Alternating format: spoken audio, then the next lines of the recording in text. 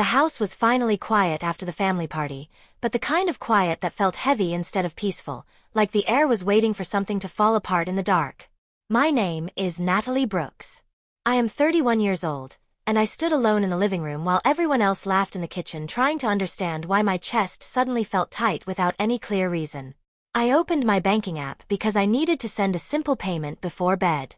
Nothing urgent, nothing dramatic, just something I always did out of habit until the screen finished loading and my hands stopped moving without me asking them to. No, this can't be right. I refreshed it once more slowly because I wanted my eyes to be wrong this time, but the numbers stayed the same. The balance stayed empty. The history looked clean, almost polished, as if someone had taken the time to erase everything quietly. Earlier, while the plates were still on the table and the music was still playing, I heard my sister's voice right behind me, sounding soft and careless, like she had nothing to hide. Relax. Family comes first. I believed that sentence when I heard it because it sounded warm. Because it sounded safe. Because it sounded like something you were supposed to trust. But standing there alone, staring at a screen that showed nothing where something should have been, I felt a different thought settle inside me. If they're not afraid, I shouldn't be either. That was the moment I understood that whatever really happened that night had not started with the money. And it was not going to end with the truth. Because some people only show their real faces when they think you are powerless. Before I continue, I want to know something from you. What time is it where you are watching this right now? What city are you in as you hear my story? Drop it in the comments so I can see how far this story has traveled. Years earlier, the imbalance was already part of our home. My sister Vanessa was the kind of person who spent money as if limits were a temporary inconvenience rather than a permanent reality, moving through life with the belief that everything she wanted should eventually belong to her even when the cost fell on someone else. While I learned to track expenses, plan weeks ahead, and think carefully before every financial decision, she treated money like a tool for comfort and status rather than responsibility, which slowly shaped the way our family viewed sacrifice. Vanessa entered a rushed marriage that was built more on pressure from expectations and emotional impulse than any realistic sense of long-term stability, choosing to commit herself to a future she had never prepared for, because the idea of being settled felt more important than being ready. That marriage collapsed far quicker than anyone expected. And although no one spoke about it openly, the quiet disappointment hovered around the house in a way that changed how people looked at me, as if I had somehow become the balance for mistakes that were never mine. After she moved back in with Mom and Dad, her choices began to carry fewer consequences inside our home because their instinct was always to protect her from embarrassment, from judgment, from discomfort, even when those things were the natural result of her own actions. I watched as the rules shifted quietly, not through arguments or announcements, but through daily behavior that made it clear whose mistakes were forgiven and whose were simply tolerated. I was often told to be more understanding, not in a way that sounded kind, but in a way that felt like an expectation. I was never allowed to question, as if being stable meant I had no right to feel tired, frustrated, or unseen. Whenever I tried to express that I felt overwhelmed or stretched thin, the response was subtle but consistent, reminding me that I was the one who could handle pressure, who could do without help, who could carry a little more without breaking. Over time, a silent system developed inside our family that no one ever sat down to explain. But everyone seemed to follow without hesitation, where my savings were viewed less as something I had earned, and more as something available, something flexible, something that could be leaned on in moments of family stress. It was never framed as entitlement, never spoken as demand, but it lived in the way conversations shifted, in the casual comments about how I was always better with money, in the quiet relief they felt knowing I existed as a backup plan. I did not see it as manipulation when it was happening because it felt normal, familiar, expected. And I convinced myself that being reliable was the same thing as being valued. Even when the two were very different, I believed that my role was to stay steady, stay quiet, stay capable, because that was how love worked inside our house. By the time I understood how deeply that thinking had been planted inside me, it was already part of how I saw my place in my own family. That evening, the tension stayed quiet but present. The house was full of voices, laughter glasses clinking, and familiar faces moving through familiar spaces. Yet everything felt more staged than genuine, as if each smile had been practiced beforehand. I stayed close to the edge of the room, keeping my movements small because I could feel that this was not the kind of night where honesty lived comfortably beside celebration. People spoke about work holidays, small wins, but the tone felt rehearsed rather than warm, like everyone was playing a role instead of reacting naturally to one another. Vanessa moved through the room with careful confidence, her voice soft and almost affectionate when she approached me, but her eyes stayed sharp and assessing in a way she never tried very hard to hide. She leaned in close enough for only me to hear her and said with an easy smile, "You look tense tonight. Try to relax." And while her words sounded kind, her stare felt like someone measuring distance, timing, and patience all at once. I answered politely because I had learned long ago that confronting her in front of others never ended well, and I did not want to become the awkward subject of the evening. When Vanessa asked to borrow my phone, her excuse sounded innocent enough, saying she wanted to take a few clearer family photos since the lighting looked better at that angle. And I hesitated only briefly before handing it over. She disappeared toward the hallway, moving out of sight for much longer than anyone would ever need for a few pictures, and I felt an unease settle in my stomach that did not come from jealousy or mistrust alone, but from instinct. I walked halfway down the hall at one point but stopped myself, not wanting to look paranoid in front of people who already thought I overreacted too often. While music kept playing in the background and someone brought out dessert, my email began sending silent signals that something was wrong. Though I did not check them immediately, my phone was not in my hands and my attention was focused on staying composed. Yet, the vibration alerts reached my watch, showing unfamiliar login attempts that appeared strangely timed with Vanessa's absence.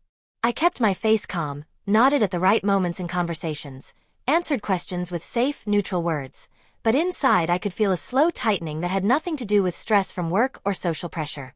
At one point, I caught a brief exchange between Mom and Dad that felt different from their usual quiet communication. They did not speak, but their eyes met in a way that carried meaning, then shifted back to their guests, as if nothing unusual had passed between them. That moment stayed with me longer than it should have, because their glance did not look surprised or confused, but prepared, as if they were silently acknowledging something that did not belong to a normal family celebration.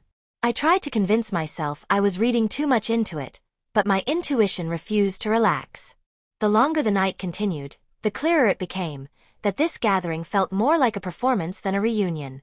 I began to sense that the timing, the borrowed phone, the quiet exchanges, and the unnatural calm had been arranged for a reason that I had not yet fully seen. By the time Vanessa returned my phone with a light smile and said, "You always look serious in pictures," I already knew that this night was not only about celebrating family, and I carried that realization silently while the music kept playing. The next morning, I chose silence over confrontation. I woke up with a strange sense of calm that did not come from peace, but from clarity, because I already knew that reacting too quickly would only give away control that I needed to keep. Instead of calling anyone in my family, I contacted the bank's fraud department directly and asked them to review every access attempt linked to my account during the last 24 hours. I spoke in a steady voice, avoided sounding emotional, and listened carefully as the representative explained that the system had detected suspicious movement that had already been flagged internally. What unsettled me most was hearing the exact time the transfer happened, because it matched perfectly with the part of the night when I was still surrounded by people at the family party. The money did not disappear randomly, or slowly. It was moved deliberately in one clean action while I was distracted by noise, conversations, and forced smiles that now felt calculated in hindsight. I asked them to confirm if the activity came from an unknown source, but the answer was worse than I expected.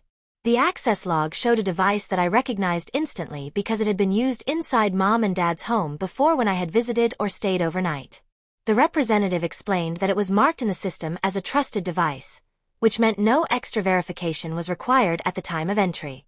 Hearing that word trusted felt almost insulting because it explained how something so serious could happen so easily without triggering any strong security barrier at the moment it mattered most.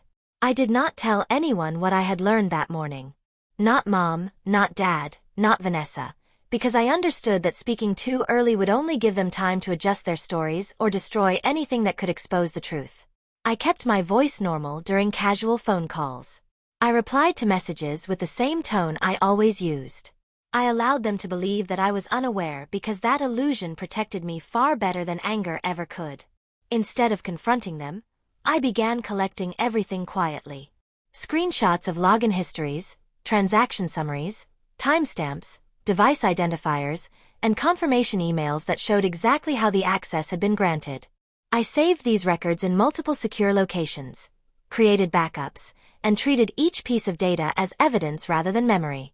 I stopped thinking in terms of betrayal and started thinking in terms of process because emotion would not protect me but documentation would. By the end of that morning, I was no longer confused or panicked, and I was no longer guessing. I understood that this was not an accident, not a misunderstanding, and not a technical error.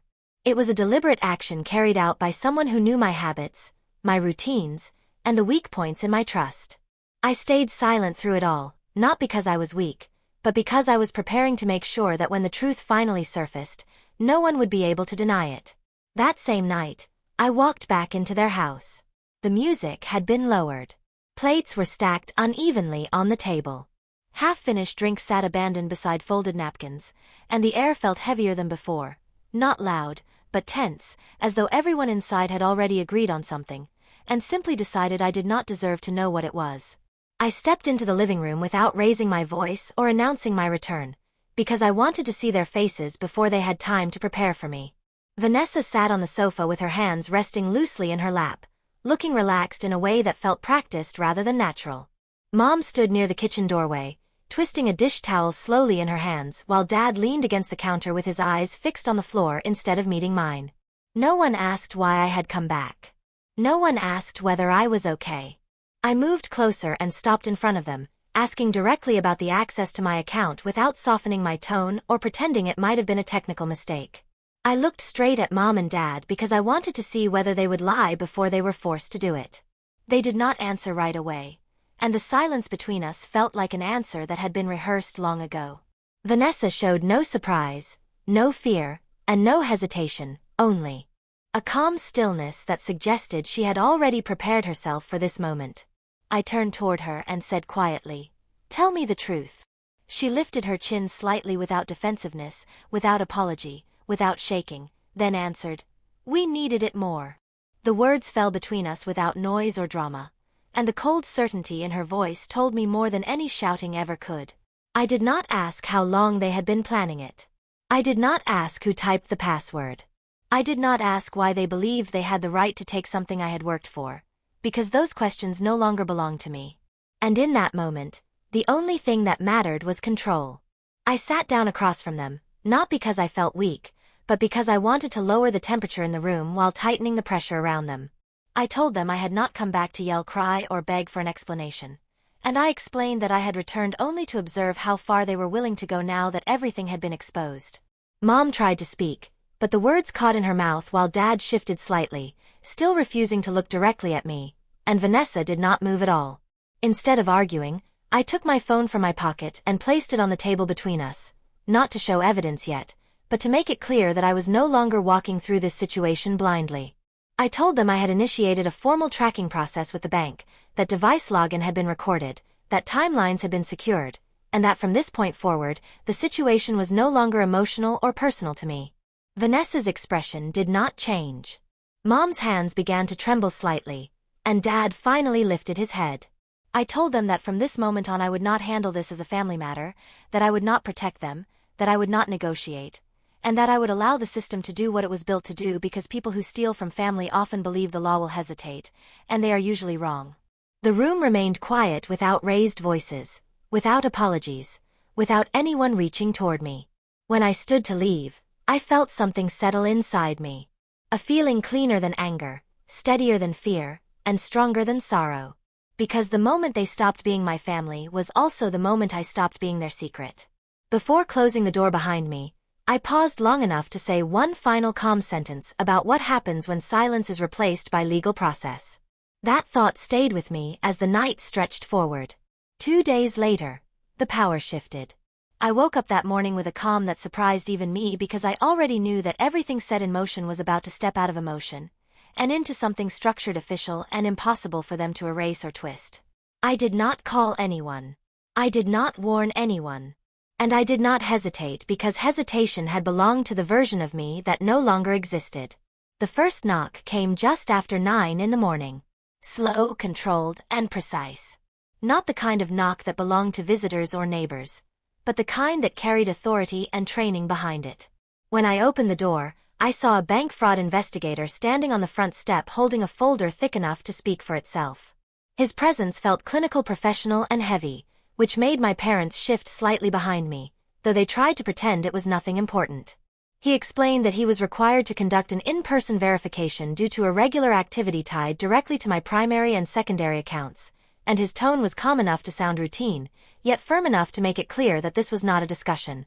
He asked to see basic identification, then requested access to the living room, where he began laying out verification steps like a surgeon preparing tools. Within minutes, another person arrived, this time, not from the bank, but a legal process server carrying sealed documents that had clearly not been printed in haste. The envelope was thick, official, and final in tone even before it was opened or read. He stepped forward and spoke without raising his voice. "These accounts are now frozen." The air shifted immediately, not in a dramatic explosion, but in a slow collapse of certainty. Mom's hands began to shake slightly as she tried to set down a glass she had been holding without even realizing her grip had tightened. Dad's breathing became shallow, his shoulders stiffening in the way they only did when something real slipped out of his control. Neither of them asked questions because they both understood what the words had done. Vanessa remained quiet at first, sitting too still, as though still trying to maintain the illusion that composure could hold everything together. When realization finally reached her, it did not come out as words, but as a hard, shallow breath that broke whatever calm she had managed to build on the surface. Her eyes moved between the documents and the investigator, searching for a way to rewrite the moment, yet finding none. I stood there quietly watching the sequence unfold without pressure in my chest, because once the matter entered legal territory, it no longer belonged to emotions, arguments, or family history. Everything was documented, time-stamped, reviewed, and protected. I had prepared for this before anyone realized it was coming. By the time the investigator finished confirming the verification, I felt something unfamiliar. Not anger, not grief, but relief, because the weight I carried was no longer something I had to explain or defend. The quiet that followed felt different, like a room that had been cleared of smoke. Over the following weeks, their world became smaller. Once the fraud case officially entered the system, everything around my family started to close in with quiet precision that felt far more powerful than anger or confrontation.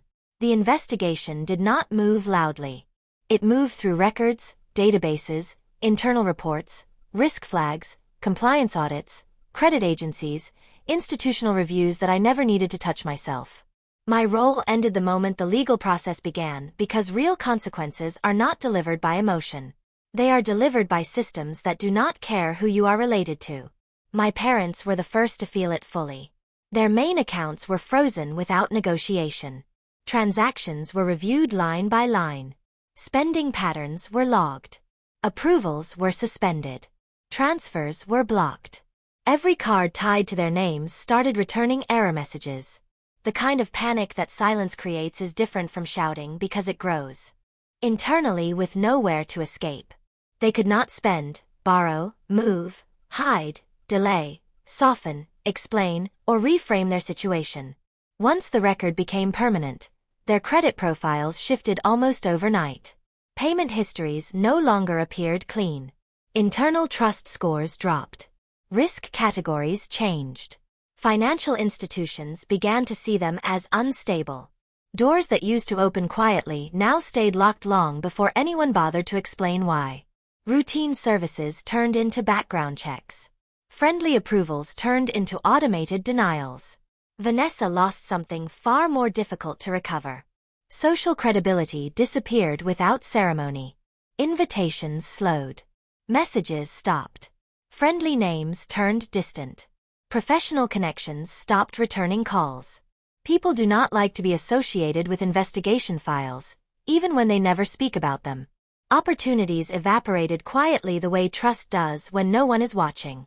She went from being welcomed to being avoided, from participation to isolation, without a single public accusation ever needing to be spoken aloud. Neighbors, acquaintances, distant relatives all shifted their behavior in ways no one announced. Conversations shortened. Visits stopped. Invitations disappeared. Smiles lost warmth. People who once lingered began crossing the street instead. The house that used to feel full grew heavy, not because of what was said, but because of what was understood. Reputation does not collapse loudly. It fades through observation. I chose not to answer. I chose not to explain. I chose not to comfort anyone or defend any decisions. Silence became my boundary. Not because I was weak, but because I was done being pulled into rooms where honesty never existed. I did not visit. I did not respond. I did not return missed calls or read long messages. I did not attend meetings where excuses might be shaped into softer stories. I did not celebrate what happened. I did not feel joy from watching things fall apart. I felt distance. I felt control. I felt finality. That was enough. One quiet thought stayed with me every single day. Some families are not broken by loss. They are broken by permissions given too long. Months later, the distance felt permanent. I moved to a different residential area without telling anyone where I was going, choosing a place where no one knew my last name or my history or the quiet damage that once followed me. The city felt unfamiliar at first, but that unfamiliarity gave me something my old life never offered, which was peace without obligation. I changed my phone number, closed old email addresses, updated every contact record, and removed every digital trace that could have led someone back to me without permission. My daily environment shifted in small but powerful ways. I no longer checked my phone with tension. I no longer hesitated before answering the door. I structured my days around what felt safe instead of what felt expected. My routines became personal. My space became clean of emotional noise. I stopped attending holidays, birthdays, reunions, traditions, ceremonies, or gatherings connected to the people who once defined my place in that family. Silence became normal instead of frightening. Every call from mom and dad went unanswered. I did not block them out of anger. I muted them out of self-respect. I did not open their messages. I did not listen to their voicemails. I did not allow their words to reopen rooms inside me that I had already sealed with care. I learned that distance does not always mean rejection. Sometimes it means survival. Sometimes it means choosing yourself when no one else ever taught you how.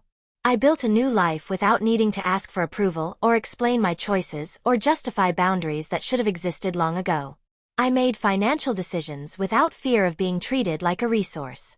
I developed friendships that were built on mutual respect instead of obligation. I slept through the night without waiting for the next emotional demand. I stopped living like something was about to be taken from me. I did not feel lonely. I felt clear. I did not feel guilty. I felt stable. I did not feel broken. I felt finished. I understood that the family you are born into does not always deserve the version of you that learned how to survive them. One of the most important lessons I learned through this experience is that personal boundaries are not acts of cruelty. They are acts of survival. Money should be protected as carefully as emotional well-being because once it is treated casually by others, it becomes a weapon against your peace. Not every blood connection deserves lifetime access to your trust, your heart, or your stability. Thank you for staying with me until the end of this story. I truly appreciate every minute you chose to spend here because your time is valuable and never taken for granted. If this experience connected with you in any way, please share your thoughts or personal stories in the comments. I would really love to hear where you are watching from and what this story made you.